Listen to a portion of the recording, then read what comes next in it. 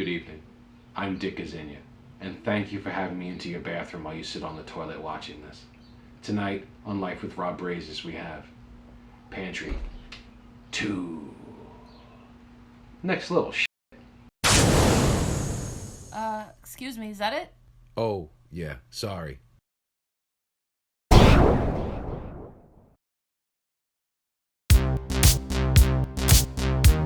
pasta and potatoes, man. That's a mainstay for any diet, so stop buying Ronzoni. Seriously, like, what are you, a 5-year-old and you're trying to, oh, here comes the airplane. No. Put that shit away. These are really, really great pastas. Black bean pasta, and we had a little bit of a run-in with that, so I recommend cooking it just slightly under the cooking time because we made some mush out of it. Now, this red lentil penne, this was probably my favorite pasta that I've ever had. Not just since I went whole food, plant-based and all that, but seriously, I'm a guinea. This is one of the best pastas I've ever had in my life. Now this is an edamame pasta. You know, edamame that, you know, you pop in your mouth or whatever. Soybeans come from, soy, tofu. You're making the connections now, either way. And this is a chickpea pasta. Again, a really, really hearty penne that really, you know, stands up to any kind of sauce you got out there. Any one of these are a hell of a lot better than that Ronzoni crap you've been buying. And when it comes to potatoes, you don't have to sit there and go with the old russet or even sweet potatoes. These are Japanese sweet potatoes. They're absolutely delicious. They just have a different texture to them. They just have a different bite to them. And Hannah yams, let me tell you something. I'm a real big fan of Hannah's yams. I really, really am. She is stacked. No, but seriously, they are absolutely delicious. There's a little bit starchy, but they have a sweetness to them. They're really, really delicious. These little purple potatoes. You ever fly JetBlue? They do the little, you know, potato chips for you in the bag. Well, you know what? You could do it yourself at home and wow your friends. So anyway, all you have to do is try these different things and all the stuff. You can find white pasta anywhere. Nowadays, you could find these pastas anywhere because of people like you asking your grocery manager, hey, bring the good stuff in. Alright, aside from pasta and potatoes, we get all of our starches from grains and legumes. Now, buckwheat. This stuff is absolute horrible. It smells like wet cardboard and it tastes like, I don't know, but Kelly seems to really, really like it. I mean, hey, she likes me, so there's no accounting for taste. But yeah, buckwheat is a real major one that you can find in your grocery store. Now, I know what you're thinking. It's wheat. No, it's not. It's gluten-free because it's not actually a wheat. It's actually related to a rhubarb. So, all you gluten-free people out there can enjoy this. You just don't want to. It's horrible. I'm being honest with you. It's bad. And as you're proud of me, I went this whole time without mentioning this guy. Alright, wheat berries. Now, these are wheat, so they're not going to be gluten-free, but they're absolutely delicious. They're a part of the whole wheat kernel, and Kelly makes these with craisins, a little vinaigrette, and walnuts. Man, it is absolutely awesome, so you should definitely check them out. Wheat berries. Wheat berries. Alright, next up are groats. Now, this is a really, really good cereal grain. And, alright, so if those little packets with the little Quaker guy of the oatmeal in the grocery store you see, that's the hua of the oat world. This is the pimp of the oat and grain world. But it's going to take you about 50 minutes to an hour to cook it on your stovetop. Maybe it's time you got an Instant Pot. Alright, next up is bulgur. Not vulgar, which is what I am, but bulgur. B-U-L-G-U-R. Right? Did I spell that? I think so. Anyway, this is a partially cooked, or for, you know, you cooks out there, parboiled grain. And it's really kind of sandy, but you would see this in a lot of Mideastern dishes like tabbouleh. Tabbouleh. Also tabbouleh. So if you know of any other Middle Eastern dishes that you think that something like bulgur could go for, why don't you put it in the comments? I would be remiss if I didn't mention the rices. Seriously, we probably eat more rice than anything else in this house. My go-to every day is jasmine rice. Really, really great for like Thai, Vietnamese dishes. And basmati rice for, of course, Indian food. Kelly is an Indian food junkie. And then, you know, if you want to get a little healthier, you have like brown basmati rice. If the, you know, the white basmati rice is, oh, brown is better. Then if brown is better, then you're really going to like black, because black rice is a real hearty rice. It's really great in pilafs and stuff like that. More like fall and winter dishes. But man, you cannot go wrong with any of these rices. So seriously, Uncle Ben, I'm really sorry, but that run-of-the-mill white rice just isn't going to cut it anymore. Oh, There's George. really great stuff out there that's really filling and jam-packed with protein. Yeah, rice has protein. If you don't know, you better ask somebody. Real quick, not going to make a big deal. Farro and barley, same thing as all the rest. They're already parboiled, pre-cooked. And you just have to boil them just like, instant rice or whatever. Add dried fruit, add vegetables, add tofu. You have a summer salad, you have a winter salad, cold or hot. They're really, really good. All right, lentils. Red ones, green ones, and black ones. They are a mainstay around here. Seriously, you could use them for different chilies and different dishes. Kelly even made like a meatloaf lentil thing one time. It was absolutely delicious. The only thing that varies between the red, the green, and the black ones are going to be your cooking times, but the texture is really second to none. But do yourself a favor, you can go to these little specialty stores and buy like, 7 ounces for like $33 or whatever. Check out the bolt bin. Plus, feels like an elephant testicle. And this, I fought long and hard to have this on the show.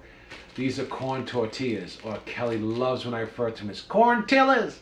They are absolutely delicious. We wrap salad in them, we wrap tofu, we make little tacos out of it. Really, really delicious. Alright, so you got all this healthy food home now. How do you make it taste good? Well, what we do is we use everything from specialty vinegars to maple syrup to soy sauce and coconut aminos, even powdered peanut butter. But you don't look at all this and say, I'm not going to spend $100 on all this stuff. But you know what? You try something, you buy it. You buy something, you try it. And then you build a pantry of all these condiments to help the healthy food that you bought taste good. But let's take a look at this stuff individually. Alright, vinegars. If you guys are anything like me, you grew up with cucumber and onion salads and it always had red wine vinegar on it. My grandmother was famous for that, but after a while, it gives you that little feeling in the back of your throat. Kind of like agita, and anyone that has kids, you guys know what agita is. But anyway, Kelly and me like to add a lot of these things to different foods to kind of bring a little zing to your life. Rice wine vinegar is really, really great. It's like mainly for Asian food. It's a really light, kind of like white wine vinegar is. It's really light, crisp, and it's got a little bit of a sweetness to it. We really, really like it with Asian dishes that we make. Now, balsamic vinegar. Balsamic vinegar, you guys definitely know about it. You've had, reductions and glazes and stuff like that. Well, you could go ahead, you could buy a glaze where someone boiled it down for you, or you can grab a saucepan if you got yourself like 15, 20 minutes. You can make your own kind of reduction. You just put the balsamic vinegar on the stove and you reduce it. That's exactly what it is. You're reducing the volume of it. You're making it thicker. You can put it over berries. You can put it over fresh fruit. Cantaloupe, it's actually really good over. Fresh veggies, absolutely awesome. Now, my favorite is lemons. Fresh lemon juice. That's my absolute favorite in the whole world. But sometimes you get home and you realize, these lemons suck.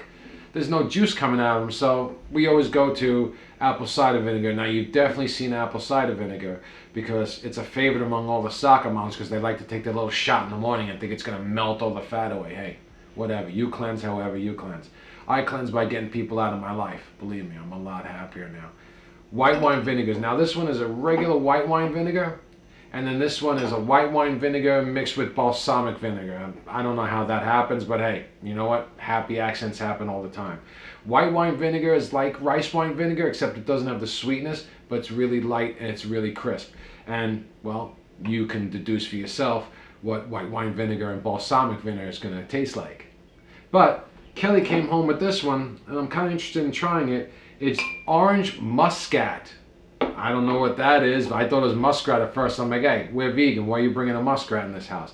But orange muscat vinegar, champagne vinegar. So it's made from, I guess, champagne grapes. I'm not going to pretend I'm like some guy that tastes wine for a living. But anyway, vinegars, don't be afraid of them. You don't have to buy them all at once. Buy one and try a few recipes with it. And you keep adding it to your pantry. I know. Salt and pepper. I'm impressing you with the obvious, but forget that for right now. 21 seasoning salute from Trader Joe's. We absolutely, I'm a fanboy for this. I would wear their t-shirt if they'd send me one. And anyone out there that's watching, I can be bought. But this is every single spice in your spice cabinet or closet or wherever you keep the stuff. And it's mixed together. The ingredients of the 21 seasoning salute include onion, black pepper, cayenne pepper, parsley, celery seed, basil, margarine, bay leaf, oregano, mustard, thyme, rosemary, cumin, coriander, garlic, carrot, orange peel, tomato granules, lemon juice powder, oil of lemon, citric acid. That was a mouthful. And of course, that's what she said. Salt and pepper. Now, since you're going plant-based, your sodium intake is going to be next to nothing. So you can afford to put a little salt on top of your food just for flavor, a little bit. And I love these little grinders, again, from Trader Joe's. And just one grind, and it just gives you the right amount of salt. You don't have to go crazy. So salt and pepper. It's obvious, but it's great. Mother of Christ! So PB Fit. It's powdered peanuts or powdered peanut butter. You don't have all the fat and the sat fat of peanut butter, so you can go nuts with this. Just add a little bit of water. What we like to do is we like to add water, make the paste of the peanut butter, add some hot sauce, some salt, some ginger, maybe some garlic, and we make a really great, like, you know, spicy peanut noodle dish. But it's really, really awesome because is it as good as regular peanut butter? Come on, it's as good as regular peanut butter. Really, you're going to ask that? No, of course it's not as good as regular peanut butter.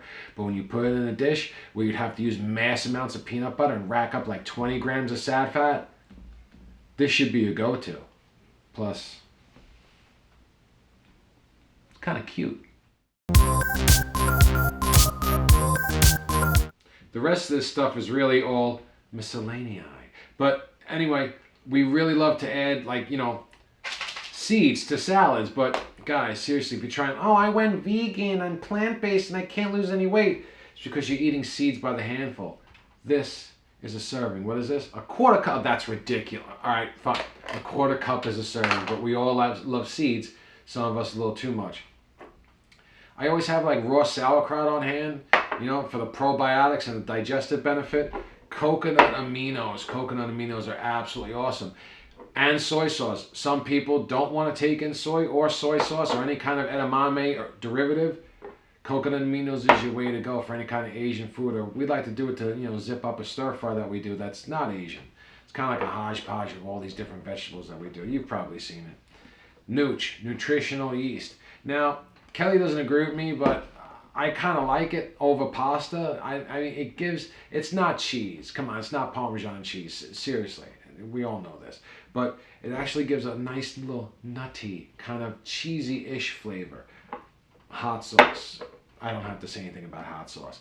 I am a fiend for tahini. I'm a tafindi with this stuff. I mean, seriously, before I started to go really, really low fat, I would pour half a jar over a salad. That's how much I liked it. Now, mustards. Mustards are really, really great for making dressings. Any kind of dressing you want, salad dressing over vegetables. You can go with, you know, a no salt or low salt kind of option, or you can go with the classic Dijon, like the Grey Poupon commercials. I wonder what happened to the Grey Poupon commercials. And while you're traversing the interwebs, you might be seeing different recipes about calling for miso, things like that. Well, this is miso. See? Miso, you, miso. Hi, great. Everyone's acquainted now. But don't be afraid to go to the store and ask for these things. Don't be afraid to try to find out if different stores have these things, because these little accoutrements, these little additives to your food. How could I? Maple syrup, for Christ's sake. I used to drink this on a bet. But anyway, ask. Because if you start asking for things and the stores see that you're going to buy them, they're going to start carrying them. They did for me. Quarter cup of seeds. It's barbaric. All right, appliances. Now, you could go all day long with this, but this one's my absolute favorite. Look at that. Ah, geez, he's off on another tangent again, as usual. I'm taking this over. All right, so air fryers. We have 2 in our kitchen, and we use them multiple times a day. They are great for doing tofu, potatoes, roasted vegetables, crunchy chickpeas, making appetizers, reheating things out of the freezer. You don't need any oil. You'll see tons of our recipes with the air fryer, and definitely check them out. Get the biggest one you can afford. They're really not that big, and we fill it up every time we use it. This is a Yonanis machine. It makes frozen fruit into ice cream, and in the vegan world, we call it nice cream because it's nice. No animals had to die for it. Bananas are used as the base, and you can add other fruits that you like. It really comes out like actual ice cream. They have different price models to fit your budget, and we even upgraded to a more sturdy model since we use it all the time. Vitamix. I know what you're thinking, it's super expensive, and yep, you're right. I even skipped going on vacation to buy this, and it's worth every penny. You need a good solid high-speed blender to make sauces out of oats and vegetables. You need it to make soups and sauces. Believe me, it works 10 times better than a regular blender.